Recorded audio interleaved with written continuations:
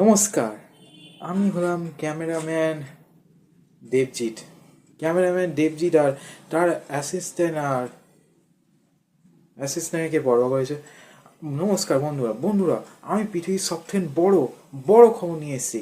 আমি একজন বাড়ি এসেছি, তার নাম হলো একটা বুড়ি দিদা। সে 100টা, একটা না দুটো না, 100টা রসগোল্লা খেয়ে দেখিয়েছে। সেই দিদাটা তোমাদের লাইভ ইন্টারভিউ আমি আজ দেখাবো।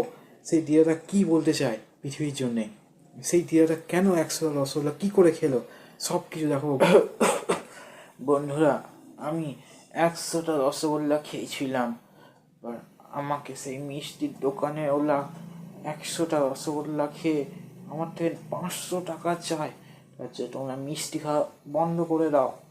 আমি এক রসগোল্লা কী করে খেলাম, প্রথমে আমি একটা রসগোল্লা মুখে দিতেই আমি কোনোভাবে 100টা রসগোল্লা মুখে পুড়ে দৌড় মেরেছিলাম। অনেকটা ছুটলাম, ছুটতে ছুটতে তাও আমি রসগোল্লা 100টা খেয়ে ছাড়লাম। এরমভাবে আমি 100টা রসগোল্লা খেয়েছি। ওই মিষ্টির দোকানওয়ালা আমার থেকে জোর করে 500 টাকা নিল।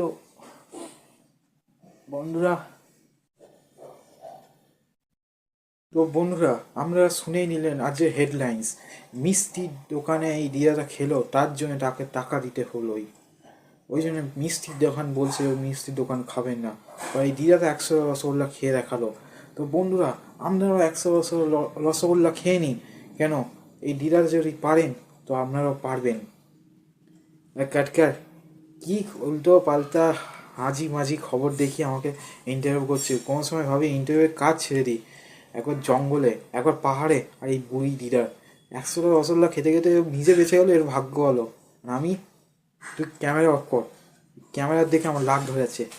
আমি আজই রিজাইন করলাম, আমি রিজাইন।